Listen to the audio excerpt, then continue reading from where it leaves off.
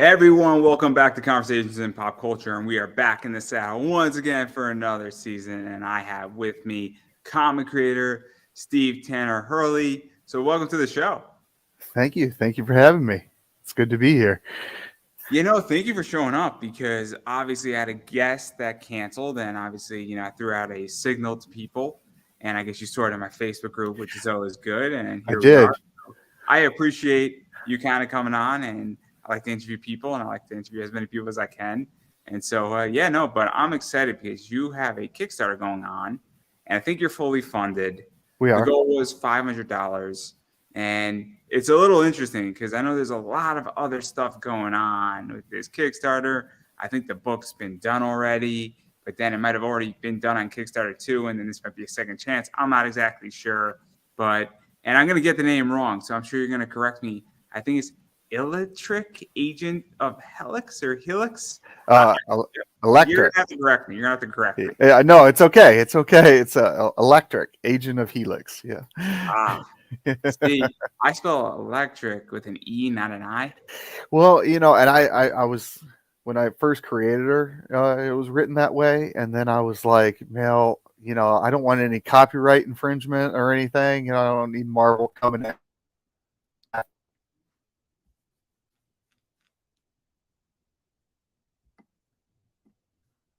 Oh, I just lost him.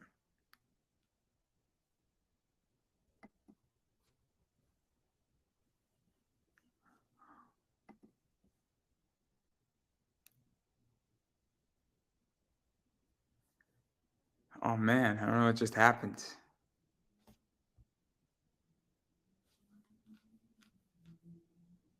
Just lost him.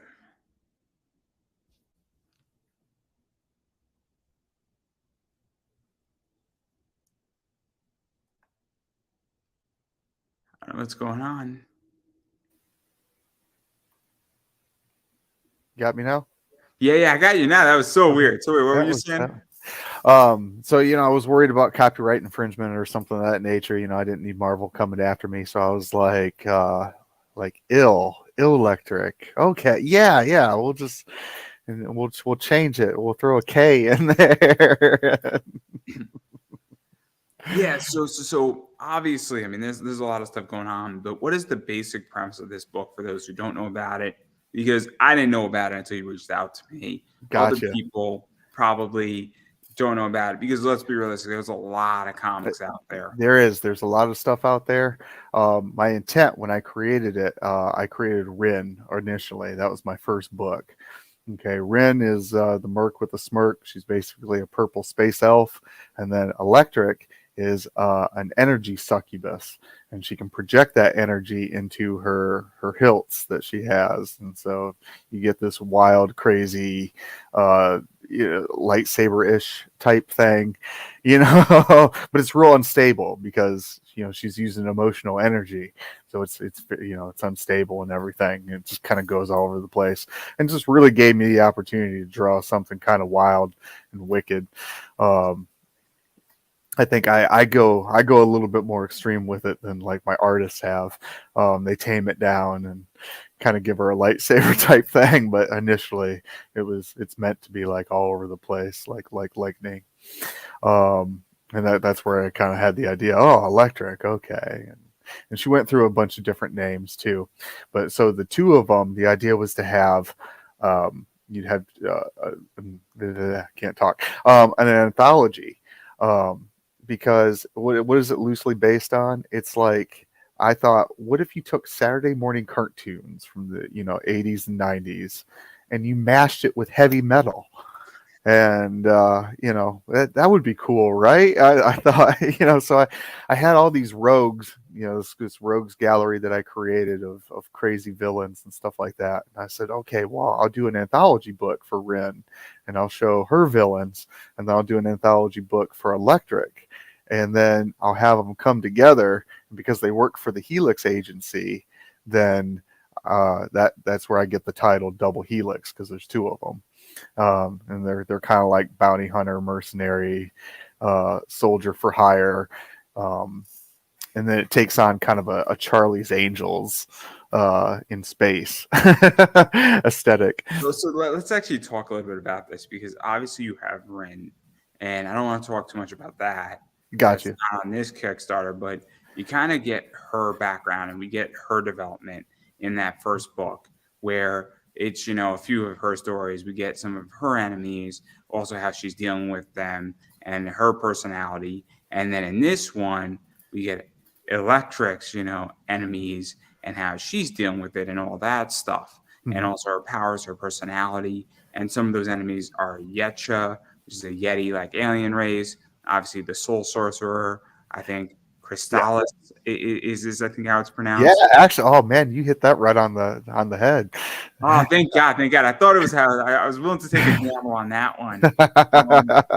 It looked like how it's supposed to. It's spelled how it's supposed to be said. And that's how I try to, it just the common sense factor, I think, or at least I attempt. And so what is that like? Because you have 3 enemies. Each of those enemies is different. And we really get a sense of who this character is and where she's going and how she's just dealing with the problem. And she's dealing with each of these 3 enemies in a different way. And so what is that like? Because it does give a lot of freedom. And I don't know if this is going to be canon, if it's going to be scrapped as canon at some point, or you're obviously taking it an issue at a time, but this is kind of the prequel to the next phase that's coming. It is. Yeah, all this stuff, because they're like with Rin, there was a little jab at Illectrik, and Illectrik, there's a jab at Rin. So basically, they're like when they come together, they'll have to learn how to work with each other's personalities. Illectrik is more stealthy, very controlled. Despite the fact of her energy is kind of like out there and all over the place. She may not be able to control that as well, but she can control everything else. And so that's where you have her personality versus Ren, which is more in your face, berserker. It took influence from everything from D&D to role playing games, to sci-fi to cartoons. Basically everything that I love about comics, cartoons, pop culture, and stuff like that. I said, man, I want to cram as much of it into a comic as possible. Maybe to a fault, because I do get a little overzealous with some of it, I think, but it's fun. Yeah, and then even going further into this, because obviously there's 3 different stories involved in this. And it's one of those things, and I kind of said it before, where this is in many ways a prequel to, I think, the main series, and we're just getting a taste. But I know that I think you wrote one of the stories. I don't know if you them all. Okay, you're at the mall. And Yeah. I briefly looked at your Kickstarter. No, it's okay. I had 16 hours, guys. I had 16 hours managing, working a 40-hour work week, an 8-hour day today. But I think you did the art on one of them. I think Benjamin Sanchez did the art on the second one or the third one. And then I know C. Michael Lanning did the art on another one. Yes. And I think there's only 3 in here. I think there's only 3 stories, right? Yeah, there's only 3. Yep. And so what is that like? Because, it's cool when you do your story and you do the art on it, and that's cool. But even to hand off your baby to another 2 artists and then get their interpretation and also get them part of it and sort of telling it in a different way too, in certain ways. What is that like? Because I'm telling you, that for me, that for me is probably one of the funnest parts of it all. I created these characters, and I want people to play in my sandbox. So now that's not to say that I'm not guarded a little bit. I retired and said I'm going to start up this comic books, because that's what I did before 9/11, and now that I'm out, I'm going to do this comic book thing. So, thankfully I'm in a position where, I can jump on the internet and social media and just scour until I find someone that I'm like, oh, I like this. I like this guy's art, or this girl's art, and then that's when I start making phone calls and using my old recruiting skills to try to pull them in and, see if we can make a deal, and create something together. So let's actually talk about that too, because I think making comics is easier and harder than ever before. Yeah, it's different, and I'm real old school. I'll be the first to admit it. I mean, I was drawing comics, pre 9/11, and like the real indie scene. So indie, like no one knows who you are. Indie, So you know, let's go further into that too, because now, you know, I saw something where Marvel and DC make up 10, maybe 11% collectively all the comic world, Mhm. and I think it was actually a misrepresentation who put that up, because I think that people have forgotten that Marvel and DC make up a lot more than 10% of Oh, the entire absolutely. comic world. It's a misinterpretation. But also what I think has happened is that people in the indie world have found their niche. They found ways how to make money, and also there's a lot of different ways how to make money and make a really good living now in 2023 in comics. Because if you do 15 shows and you have the right books, you could sell out and pull in 8 to 9 thousand Mhm. in a particular weekend, and it might not seem like a lot, but if you're doing that for 15 weeks, Absolutely. I'm not saying you're going to be making $1 million, but it can keep you relatively Oh, afloat for a while. yeah, yeah, absolutely, and that's the key is to kind of find that equilibrium, and that's what I'm doing. I'm very much like Mirage Studios. It's I talk big, I rattle a lot of cages, and it's really just a handful of us. It's a couple artists, and then an old comic fan with a dream, to do comics, for the rest of my life. You know? Yeah, and even to talk about that, to build a studio and build I guess a bullpen, for lack of a better word, is a good way to put it, and really starting to just even going down and taking it on a very grassroots level, because I think a lot of people in the entire comic world have forgotten how to grassroots and kickstart something. No pun intended. Um, but get something going on a cash flow basis and on a very low level, because your campaign's goal was $500. Mhm. And I think this is a mistake a lot of creators make, is they put a goal at 1,000, or even they put a goal at 5,000. And I understand that there's this idea saying, look, I can't afford to not get 5 grand on my book, but I think people also have to understand is that you have to figure out how to make your money on the back end in comics Mhm. more so than anything else. I don't think you make money on the front end in comics. No. Collectively, I could be wrong. I could be wrong. I mean, Well, people. I'm still within the first year of having my studio, so I just know the business ethic, of you're not going to pull in anything for the first couple of years anyhow, And then also to go even further into what you're doing, because I kind of touched upon it with this book and even Rin. One of the things is that you're setting the table. And I think it's actually really smart foresight Thank into you. what you're doing, because you're setting the table of starting to put entry points and also putting sort of a prequel entry point in, where if somebody misses this campaign and God forbid they can't get this book, which I don't think that'll be a problem for you. I think you're going to be producing a bunch of these books, and I think you mass print them. Mhm. But God forbid they missed it, they could jump into the next book, which is Double Helix, without really missing too much. But you're also giving those fans, if they come in and see your product at Double Helix, an opportunity to go back and get a little bit more complete story, or they don't need that story.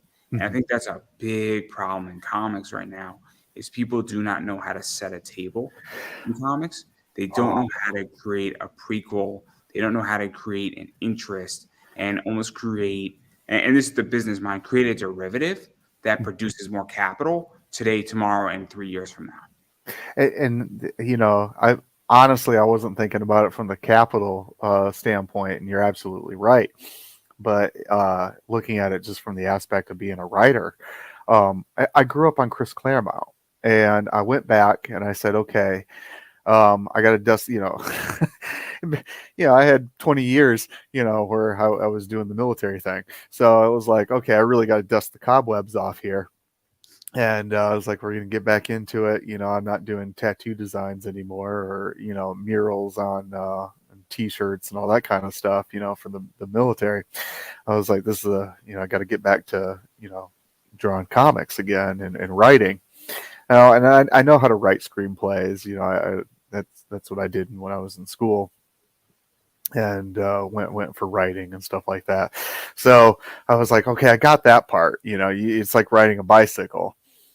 But I went back and I started reading and doing some homework on Chris Claremont, and I read some interviews, and he was saying, I like to leave threads over here, and I remembered that, and I was like, okay, that's what I enjoyed about reading these, the X-Men, for example.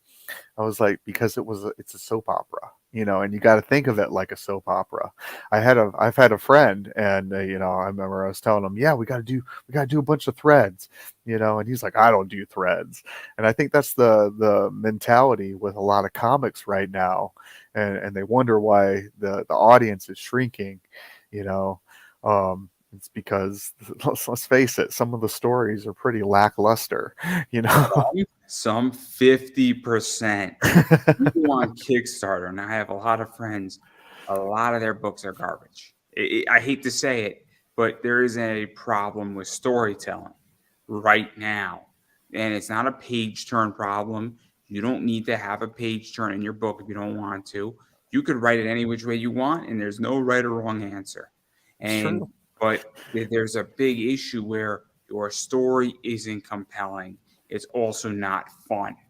I hate to say this. I'm a big military reader.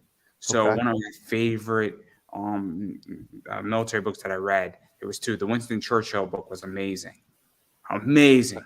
Amazing. I should have requested a physical copy. The Navy Press Institute would have sent it to me in a heartbeat.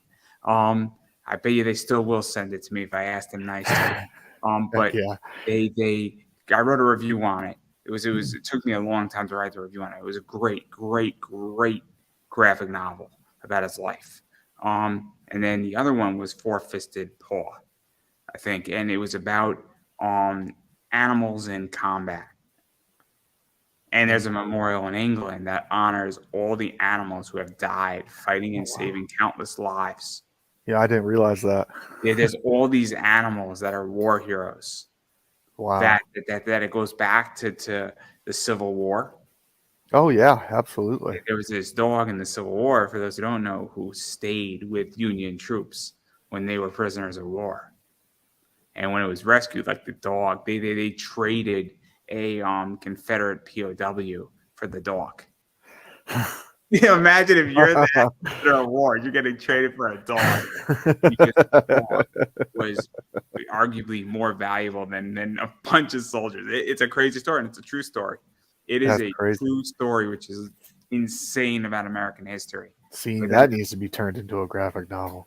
It's just by itself. It was brilliant. The whole book was brilliant. The fact that seagulls helped to save countless, British submarine soldiers is ridiculous. Where they would throw bread up, and if there wasn't bread, they knew it was a German sub. Crazy, but my point is that that's a fun book, and I think that's one of the biggest problems right now is that people do not know how to tell fun stories. They're trying to paint a Mona Lisa picture, and they're trying to tell the grand story that's going to get them a movie deal. We're going to get them clout versus having a good time and producing a fun, sellable book. I'm not too far away from Savannah, Georgia. I'm here in Georgia. So you have SCAD, Savannah College of Art and Design. And I tried reaching out to a lot of these students, And the problem that I have, and I'm finding out that it's an art school problem, because they teach these people, I guess, the basics of how to draw, but they teach them nothing about the business of comics. So like with SCAD, a few people, you know, the cream of the crop got out of school, um, did some indie comics and made some Netflix deals.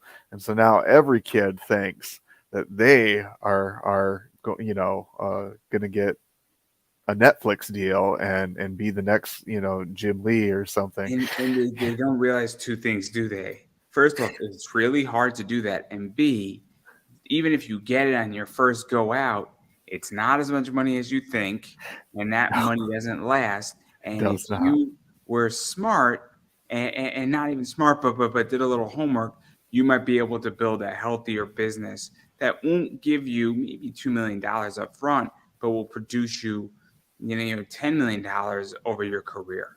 Mm-hmm.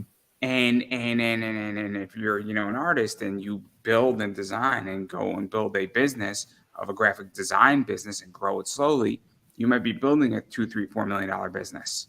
And I think that that's a big problem. The only reason why I know anything about businesses that have been selling and buying comics for 10 years, and I've learned it the hard way. I don't have a business degree. I have experience. Yeah. And And that is, in a lot of cases, I'd say more valuable. it's so weird. And even when I try to talk to people in indie comics about this, I'm like, great, what are you doing? And I see people broke, and I see people in comics working for Marvel, DC, Image broke. Why do you think the Hero Initiative is funded and is still extremely important? Without a doubt, I know people who are 40 who are going to be needing Hero Initiative money at Yeah. some point when they're 60, 65. I mean, I'm not going to say who it is, but it's well known in the comic community. There's an artist right now who's struggling. And he's a great artist, brilliant artist, has accomplished so many things, but he's right now down on his luck and needs a lot of medical help. Jeez. And it's sad, and obviously GoFundMe's are happening, and I think he's going to get out of it. But it's crystal clear that if this is not a wake up call to every artist, I don't know what is. Mm-hmm. But we go through this every single year. It bothers me because I try to talk about this and nobody listens. I just remember, being a young 19-year-old kid, with the aspirations of working for Marvel and DC and everything, like I said, pre 9/11. And, but I realized I had to pay my dues, so I was taking, little odd jobs and, the guy comes out of nowhere, hey, I got this idea for a story. Sweet, lay it on me. I was that kind of hungry little go-getter, but I find that mentality is not shared by the majority, and I think it's a little unfortunate, really. Why do you feel that? I'm very curious because I have my thoughts where I think American society, and I think people have shifted in what they want. I also think people don't want to go and be in the bullpen, be somebody's grabbing them coffee and climbing up the ladder per se. And obviously, I mean, I work at a company. I'm not fetching somebody their coffee. I'm Yeah. 30, but I paid a lot of dues, and I'm at where I'm at because I have a special certification. But to get that, I paid a lot of dues to get where I'm at. I, But I'm curious what you think, because I think in comics there's a real issue. And let's be realistic. We look at DC Marvel. It's okay. rough. It's rough. DC Marvel, sure. I mean, we're talking about big mainstream companies. They have interns. They have, positions like that where, hey, you go grab my coffee type thing. But I look at, a smaller studio like my own. It's like bullpen should not be a dirty word. We had a bullpen when, like I said, when I was 19, and I learned so much sitting across from other artists and picking their brain. And we were doing drinking draws before drinking draws were a thing.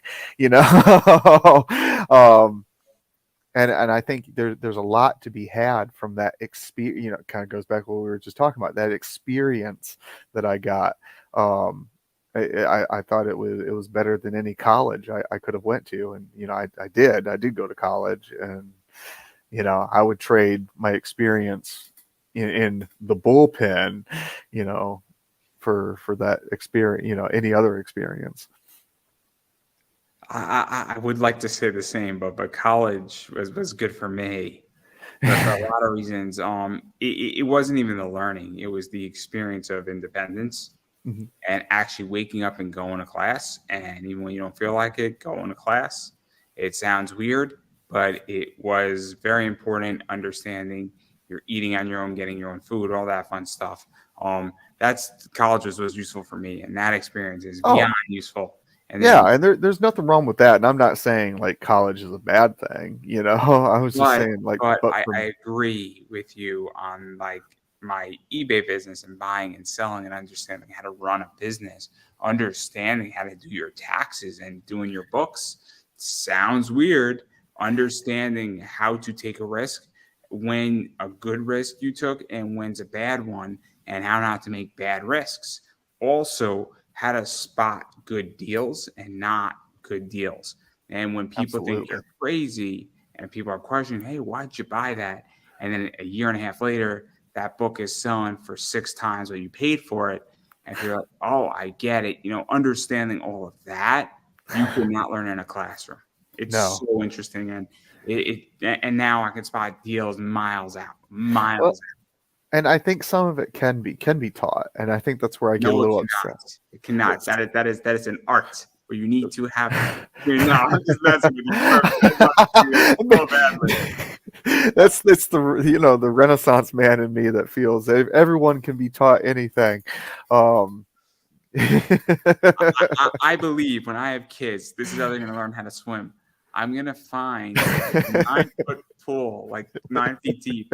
I'm going to take away their floaties. I'm just going to throw them in and see what happens. And then Sadly, that's how I learned. So don't worry, everybody. If if it gets bad, I'll jump in absolutely, to help yeah. them along the way. Um, and then we will repeat the process until they have officially learned. And I think this will speed up the process indefinitely. I believe just throw people into the Flight fire. or flight, you know. I'm gonna develop the next Michael Phelps, guys. There you go. There you go. America needs to win a few more gold medals. Damn Skippy. This is a very patriotic show right now. I'm doing everybody a service. This is my PSA. There you go. Absolutely. No, we're not going to throw my kid into the pool in 9 feet. We're going to go 12. 12. Okay. We got to raise up the stakes, but I do agree that I also think that a lot of things and everything can be taught, but I also believe trial by fire. Oh, here's a question, you know, because I know, like I was talking about mass producing comics. How do you feel about, you know, making comics more affordable, or about the collector market Yeah, maybe yeah. pushing Let's people out of comics? There's a few things that I feel, and this is actually super interesting that you bring it up. Um, the problem with indie right now is not everybody has the economics to produce 1,000 print run or 2,000 or 3,000 print run. So if you can go produce 3,000 of your book, or you know that, hey, I'm doing a 50 print run and I'm going to need 3,000 of cover A or issue one, because I'm going to be running in the next 4 years, 9 campaigns, and the likelihood of me selling through that makes sense because it gets your costs down, which means that you could keep, your book down. You could pass the costs on to your savings, not your savings, your savings onto your customer. But I think that's a big problem because let's be realistic. A $20 cover A on Kickstarter is really pricey. A $25 book on Kickstarter for a cover A is extremely pricey or Indiegogo. That's a little too much for me. And the reason why is that I use a Zenoscope barometer. And maybe this is not the best way to put it, but Well, I don't Zenescope know. a 375 Sunkumanaki Ketchum cover, or it's now 400 for $20. That cover is a high premium, beautiful variant that is limited to 400 copies. And so I look at that, and it's arguably one of the best artists in the world right now. And I think, I'd be hard pressed. And I think it's a hard debate to say Sunkumanaki is not in the top 20 artists in the world right now. Yeah. I think it's a fair statement. And that's a $20 book. Now you have a cover A on Kickstarter from somebody I've never heard of, and you're charging the same price that Zenescope is charging. And maybe you're printing 100 of those books, but I never heard of this person. And that's where the barometer comes, is that if company A is doing it for $20 with a well-known name, a well-known subject matter, and a proven clout record per se, and you're trying to compete with that, I get it's indie and I might have to pay more, but that's how I view it. And I think that's a problem. I think when people can get their books downward, I'm more likely to buy it. I just had JD Rosario on. I don't know how well you know my show, but he charges, I think, $10 for his book, including shipping. So, it's $10 landed to me. I'm more likely to buy that book and take a risk on it. Now, if I hate the book on issue 1, I'm not coming back for issue 2. It's on you, the writer, after I buy your book at an affordable price, to keep me there.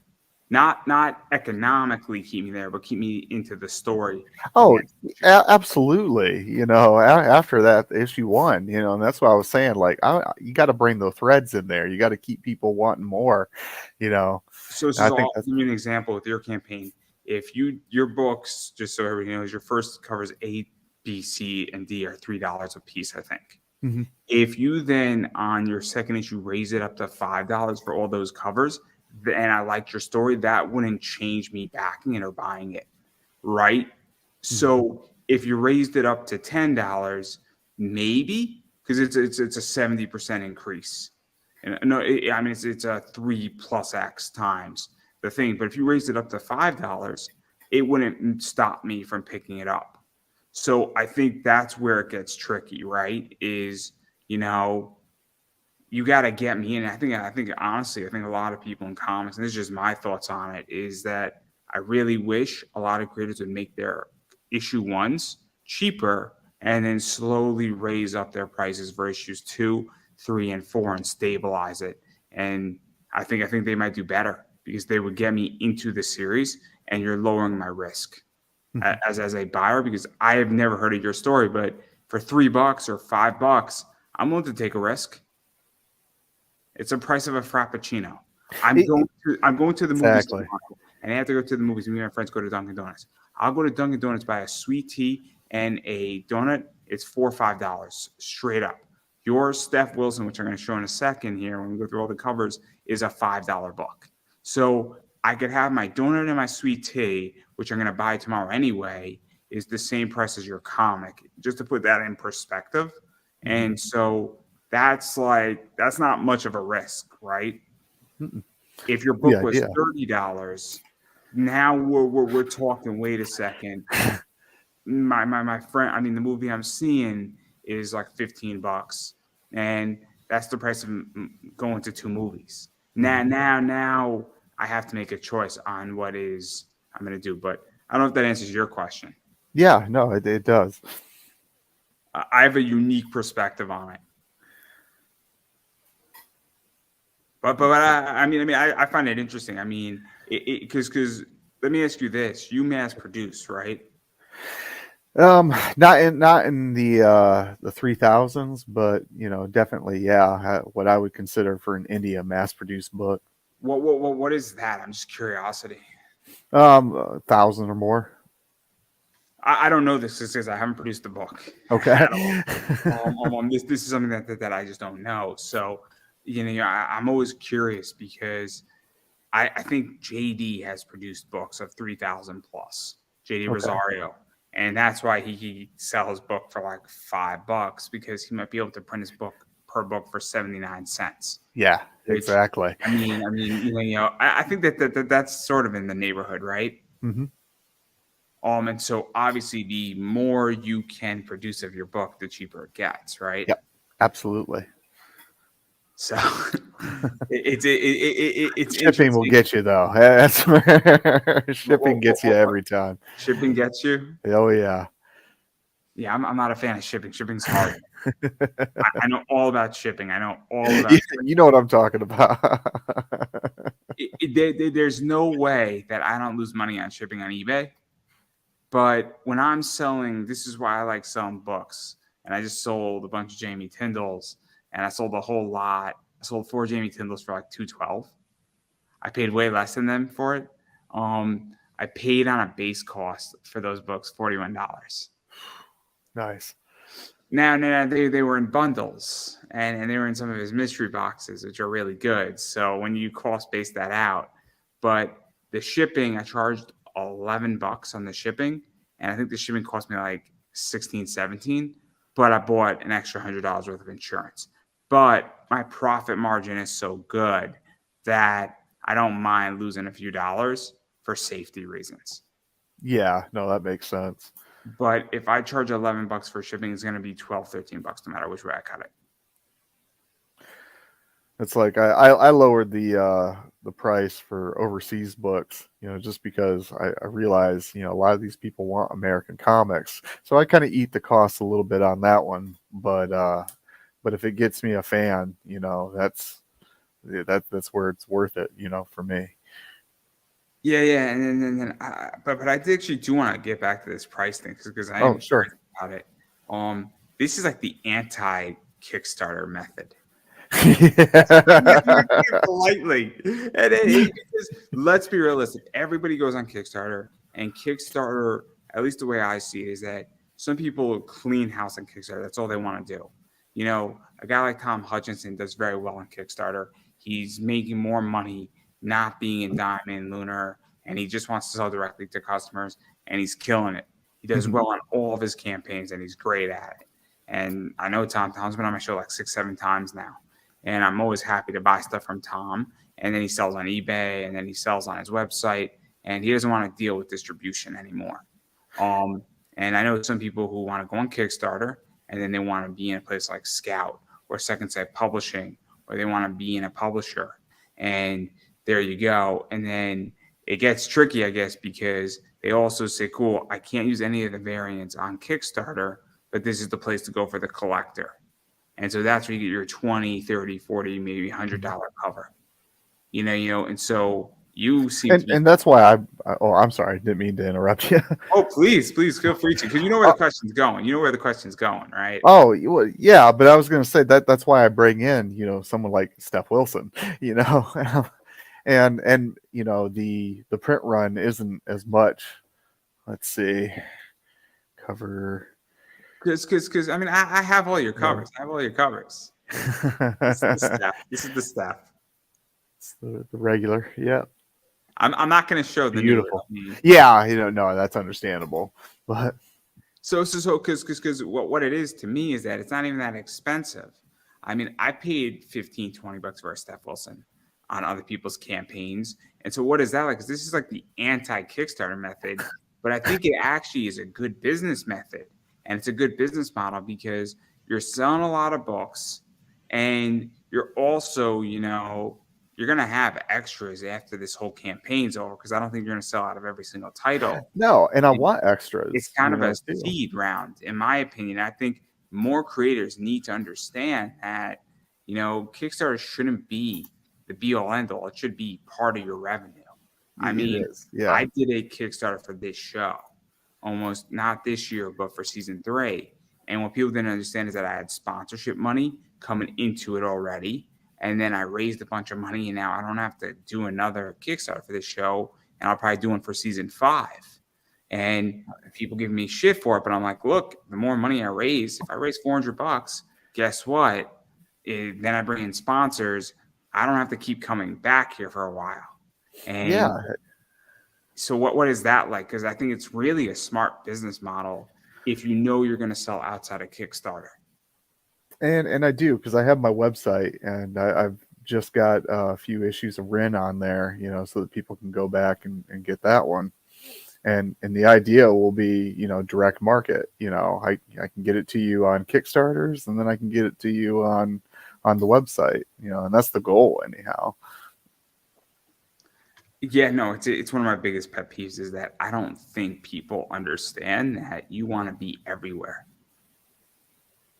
Like you want to be on eBay, you want to be on your own website, you want to be on Kickstarter, you want to be in comic shops, because why do you want to just have one revenue stream? To me, Oh, that is stupid, and that is anti-business. It's anti-beneficial to your business in a lot of ways if you're only on Kickstarter. hmm no, absolutely. You know, because I would like to branch out. I'd love to be in Diamond. You know, I have nothing against Diamond distribution. You know, I'll get in the comic shops. You know, it's kind of like when people used to talk about selling out, and I remember I figured it out at a young age, and I was like, isn't that what you want to do? You know, I was Oh, like, no, no, what? no. Everybody has the wrong idea. It's the wrong terminology, and they did not watch WWE. There was a very crucial moment in WWE. Seth Rollins said, "I didn't sell out. I bought in." Actually, Very I like true. that. Very true. But when he was part of the Authority, it was great. He said, "I bought in," and it's so true. And obviously he was the heel, but it's hard to boo the guy when he's that talented and he's right. It's really hard to boo him. But then they brought in John Cena, and then, well, it was crystal clear who's the face and who's the heel.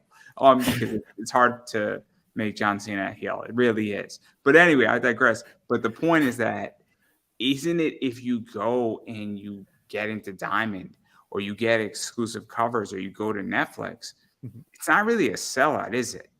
Because you No, I kind of don't. bought in.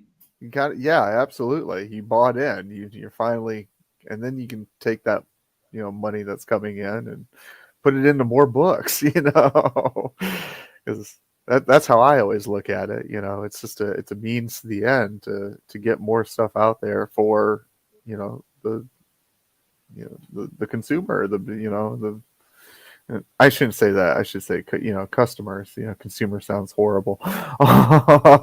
Consumer, they need to eat. Take that information. Yes, consume it all though. No, I want people to eat it up. You know, definitely. You know, if this is your thing, you know.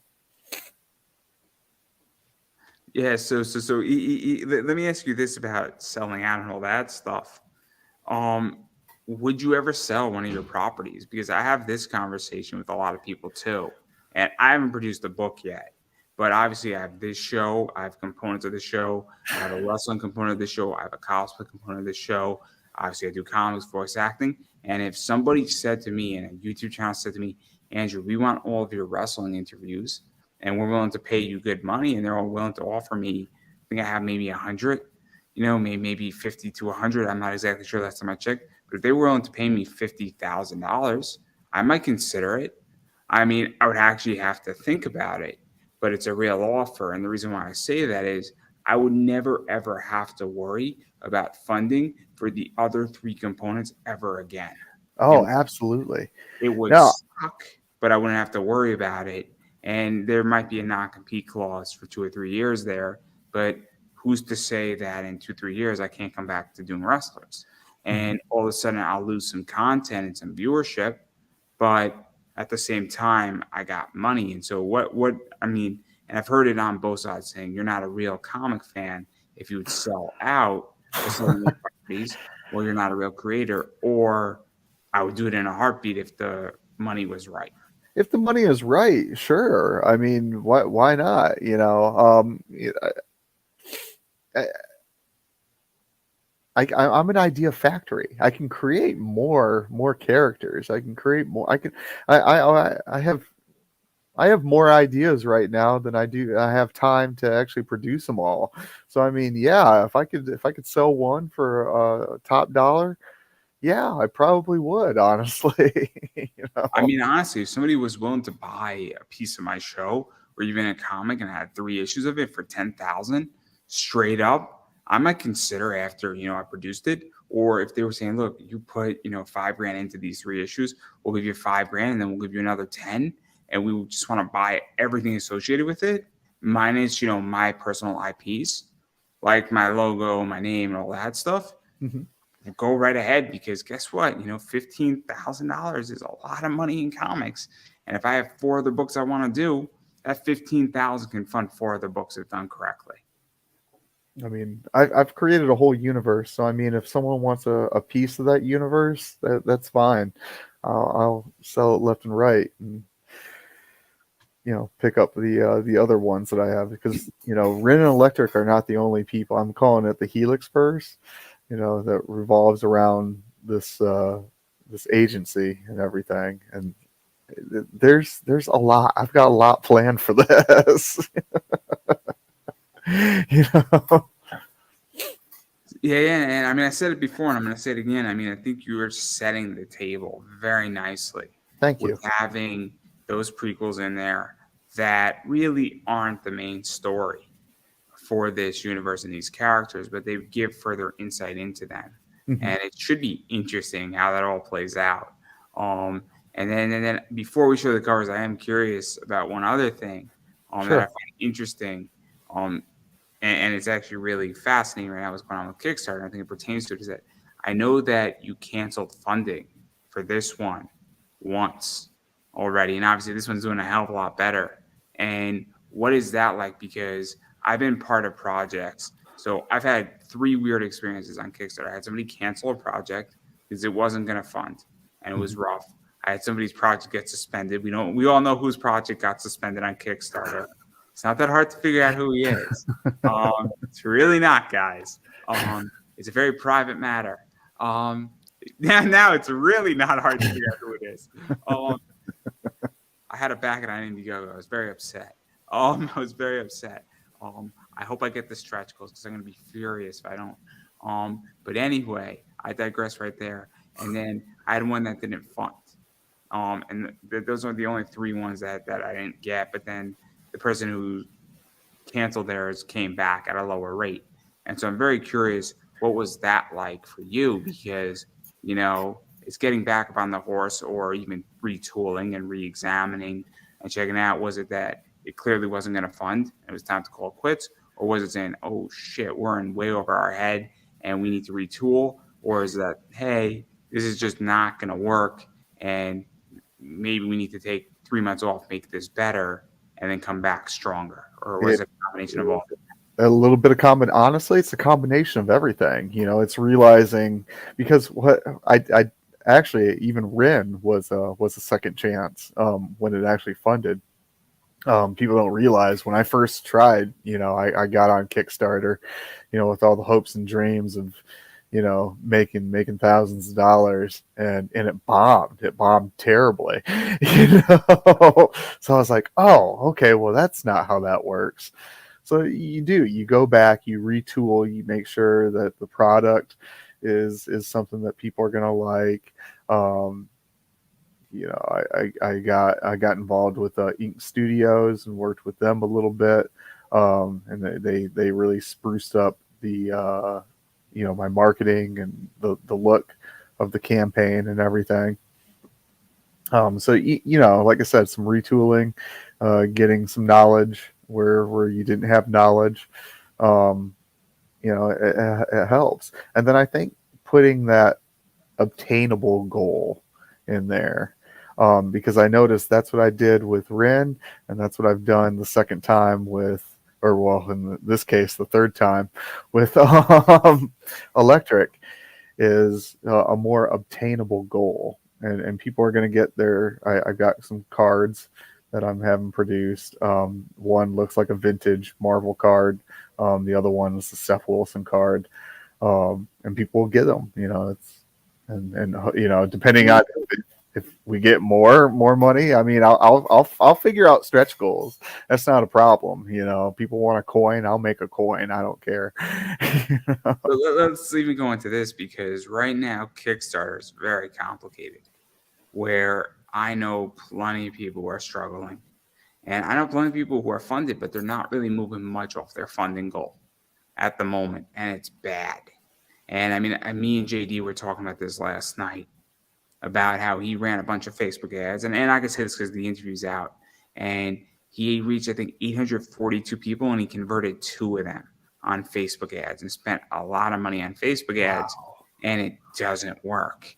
And it's not, I mean, I don't think he's gonna mind me talking about it because it's the interview just came out last night. Okay.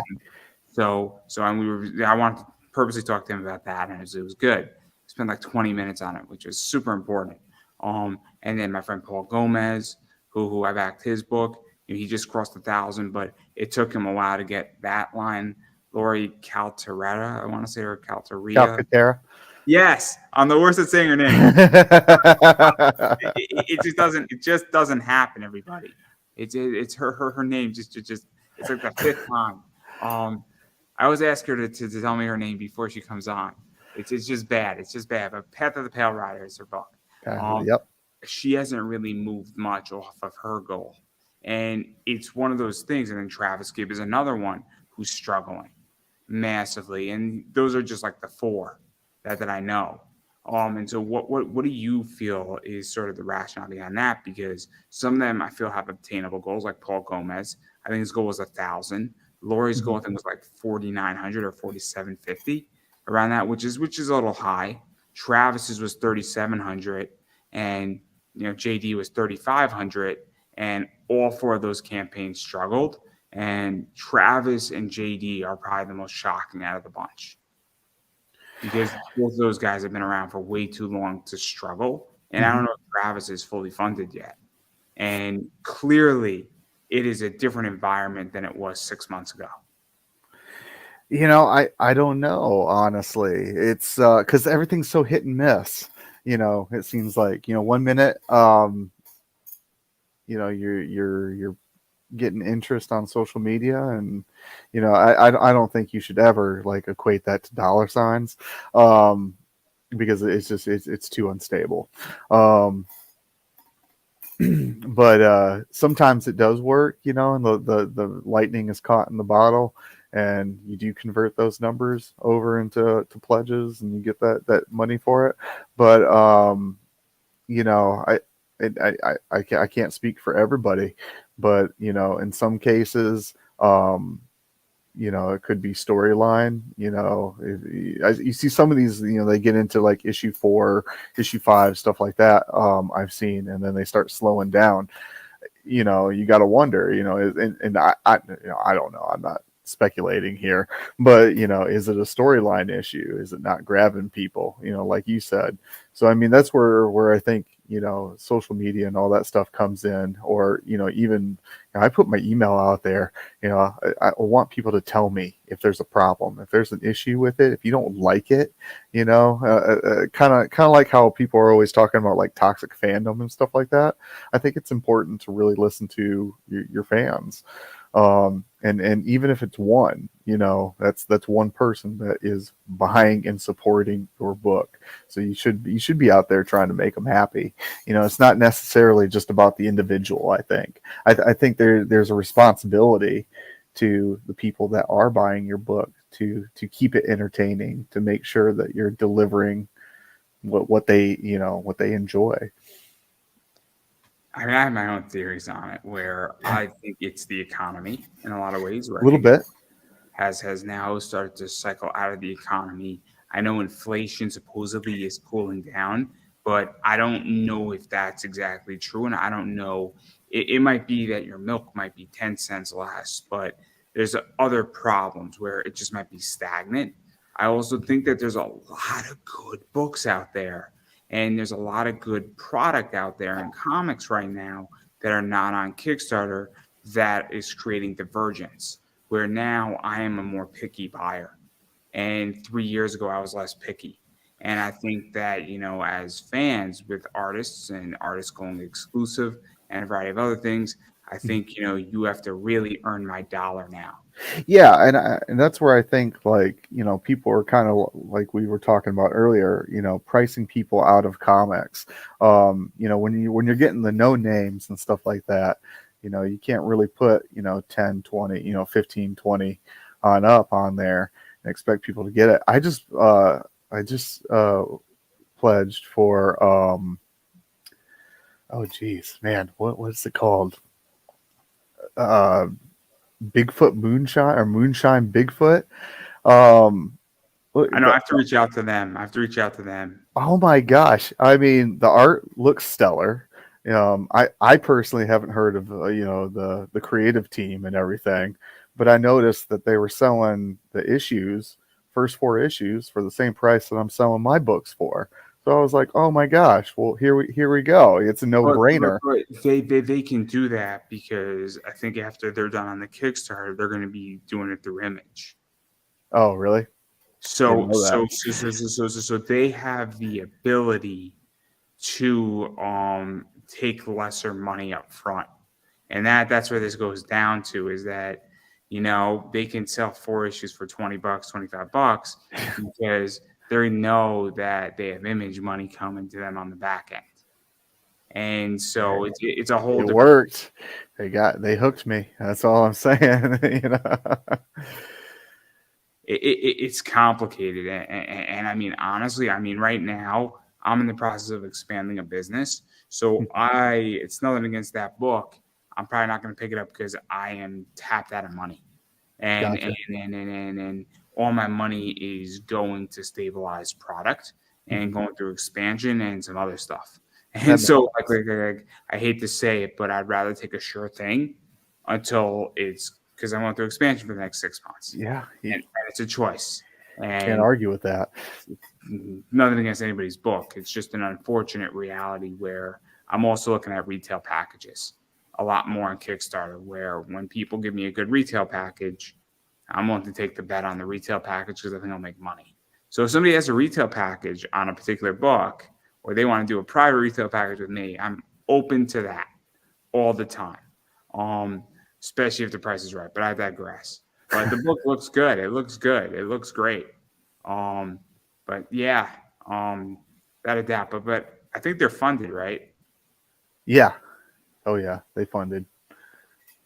Because I think isn't this their second time trying to fund that book? I think so, because they do have 4 issues out or that are already completed. I So I think mean, the first time they struggled.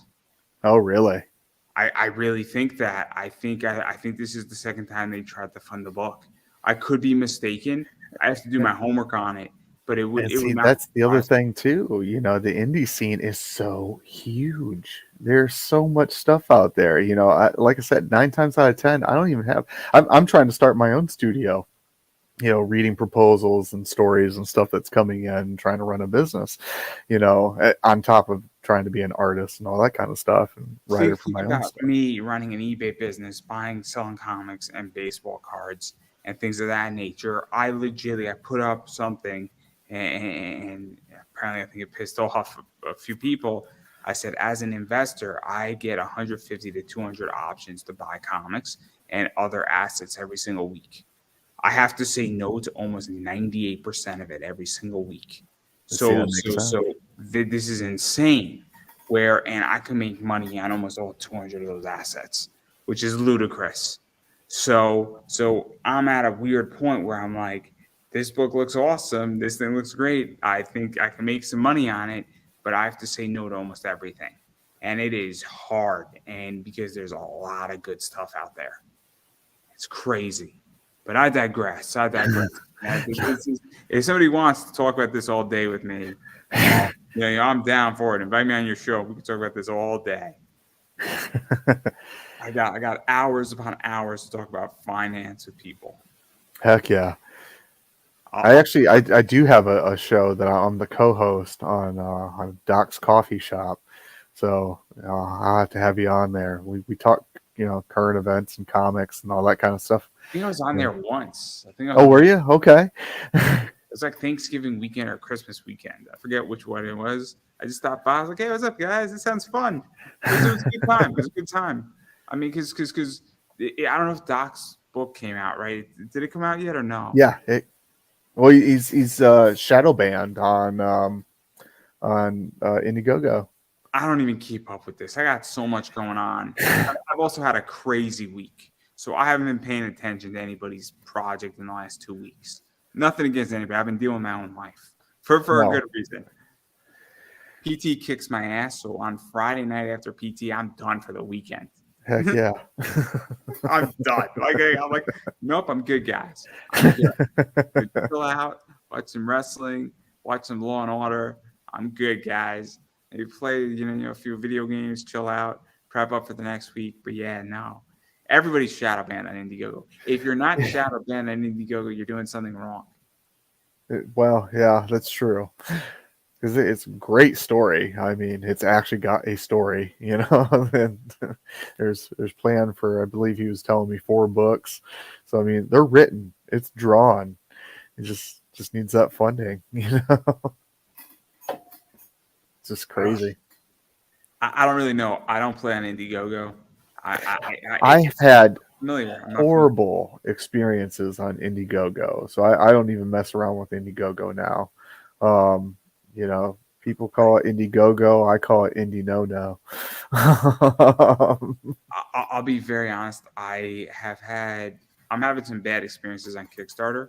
So Oh, really? I have a problem where I am long overdue on about 6 projects on Kickstarter. And then I have another outlaying of about 25. Now, those 25 aren't due yet, but they're getting close to being due. I mean, I understand that if I back a project in October and the delivery day is September of the following year, it's not late, but 8 months into that, and we're talking, May, June, I'm getting a little anxious for it. I think is a fair way to put it. A year's a long time for a project. I've waited up to 2 years for. But it's not late yet. It's Destiny New York. It's Pat Chan's book. It's not late because the delivery date, I think, is August, September, October. So Okay. he did nothing wrong, but I'm getting anxious nonetheless because you've had my money now for 8 months and I don't have your product yet. And now I'm getting anxious and I'm probably not going to back a project for a while that's a year out.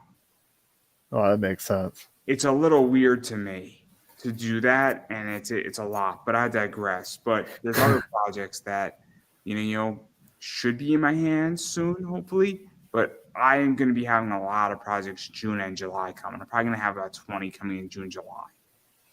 So that we're back to January, February. That's something I've had to learn too, as the creator, is making sure that there isn't a long wait period between the time the campaign ends and the time that I get it out to people, because I was terrible about it. I'm like, oh yeah, we can do it in less than a month, so I'm putting dates on there like, oh yeah, you're gonna have it within like 3 weeks, 4 weeks of being out, and then production stuff that I hadn't been privy to in over 20 years, production issues, things like that. I'm like, oh. So I that's where I think it's just important to be as transparent with. Old Simpson did a good job. Where he got me in my book in like 3 weeks, which was crazy fast. Yeah, that is. And the book came out on a Sunday, which was weirder. But I digress. There's so much to cover on that. That's a whole different position. Yeah, we could really go down the rabbit hole on that one. But yeah, so I do want to show this. I think this is your cover A. Yes. I think this is your cover B. It's kind of Star Wars-esque. Yeah. That's your cover C. This is your cover D. D does not stand for double D's. I just want to make that clear. This is your cover E, I guess. Yeah. They're hand numbered, right? I think there's only like 100 of them, right? There actually might be less. As of right now, I've only sold 50. So Are they print to order, or is there going to be 100 altogether?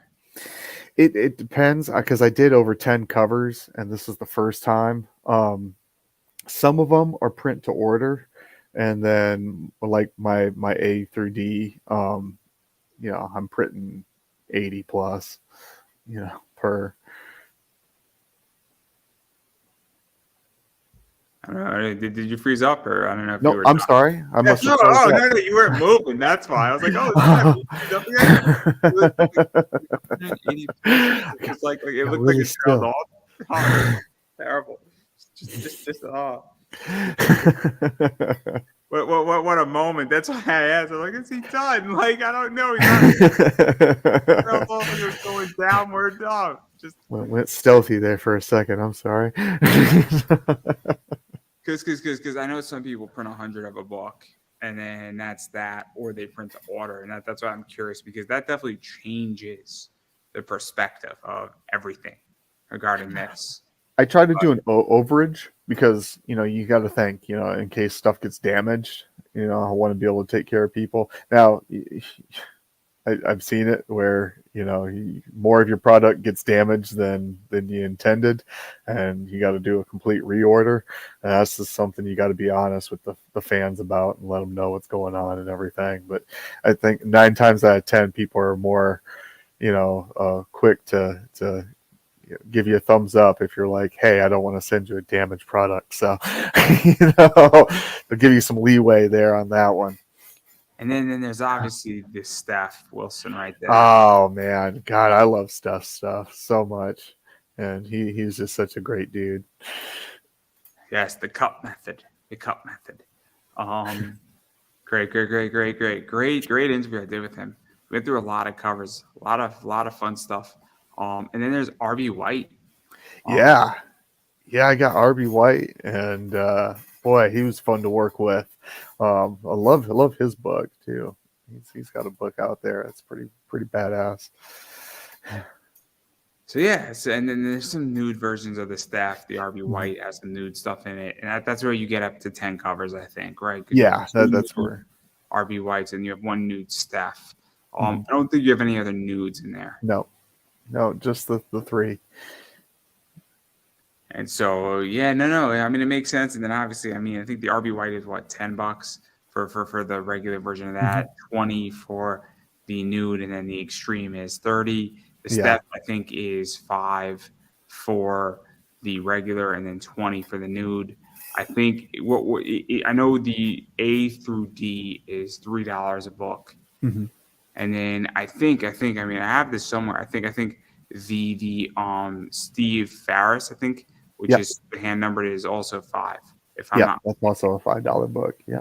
And then I think that's it. I think you also offer like a digital, right? Yep, I do the digital book as well. And then obviously there's a bundle, I think, for covers A through D that's a little bit cheaper. I don't know if there's also a bundle to throw in Steve Harris's book in there, or I'm sure you have add-ons. I have add-ons for a lot of that stuff. And so obviously, I mean, there's just a lot of stuff, and it's not that expensive, all things considering. Yeah, trying to keep it affordable. I like the idea of you got stuff that's low print run. Like I said, anywhere from 30 to 50 covers, stuff like that. It's great. That there's a collector's market out there. There's people that like to collect stuff. So I'm all about giving them something to collect. And then on the other flip side of that, you got to give people. You can't. We all can't have $20 Kickstarters coming out there. It's pricing people out of comics. So there's a good way to put it, and it's an investor's position. You have a cow. You can do 2 things with your cow, presuming it's a female cow. Right. You can milk the cow and sell the milk and keep the cow alive and milk it for the next 15 years. And you will get your money out very slowly out of the cow. Or you could kill the cow and sell the meat, and you might make 1.5 what you bought the cow for. But guess what? You don't have an asset now. And now, the question is that how do you want to make your money? So I think with Kickstarter and covers, it's the same way. Where do you want to kill your cow? And, you bought a cow for $300 and you killed it and you got $500. And maybe you do, because maybe you sell buy another cow for $300. Great. And yours are $200 ahead. Or do you want to milk your cow and every day or every other day you're getting some milk and selling the milk for $10. And it's going to take a while for you to make your money back, and you got to take care of the cow. But if you have $5 covers and people keep going back to you and you want to be in this business for 30 years, you might have a lot of customers for a while. Hopefully. And that's how you have to figure out what business you want to run. And there's nothing wrong with either one of them. It's just the idea that how do you want to run your business? And there you go. But I digress. I prefer to milk the cow because it's a dividend perspective version of investing versus Absolutely. high growth. No, I agree completely. Yeah, milk the cow, milk it for all it's worth. I can't wait. I want to buy a dairy farm. I really do. I want to buy cows that are not loved, and I want to keep them alive, and I just want to have a nice dairy farm, and then I want to make mean cheese that can out there. I want the best. Yeah. Because if I have the milk, I can make the cheese. It'll be fun. But I do want to buy a dairy farm. I know exactly what property I want to buy too. Heck yeah. Exactly what I want to do. It's amazing. And then on my dairy farm, I'm gonna create a wrestling event. 4 rings, fans are in the center, and we're gonna have 4 matches going on simultaneously at the same time. Damn, Skippy, that's what I'm talking about. I know the exact promotion that I should do it with too. There's only one that's crazy enough to do it. There's only one. It's GCW. And as soon as I pitch them the idea, they're gonna be like, yeah, we kind of got to do this. But we're going to have like 150 wrestlers for that show. It's going to be crazy. They're going to have to call in like their West Coast team. And I'm going to have to call in like every independent promotion and be like, we need wrestlers. And it's going to be wild. We're going to need referees. Oh, man, I have the main event perfectly planned out. It's absolutely wonderful. But I digress. That's neither here nor there. We spoke about a lot of stuff. And I definitely want to give you a chance to promote yourself before we all get out of here. Where can people find you, bother you, hit you up? Obviously, social media, all that fun stuff. Oh yeah, I'm on all social media. I play with the people over at the Madness, the Madness Comics Network. You can find me over there. Apothicpress.com. I mean, that's got it all there. It's got, my email, it's got my social medias, it's got everything. So you go to Apothic Press, look at some cool art, and reach out and touch me. That sounds horrible. You should not invite that. You should not invite that in. I'm just saying. What I meant to say was so many things could be said on that. I am purposely being quiet. I make a joke. That's what she said. But I could run with that for years. Oh man, yeah. I just opened myself. We do a meme review on the show that I'm on, and I just turned myself into a meme.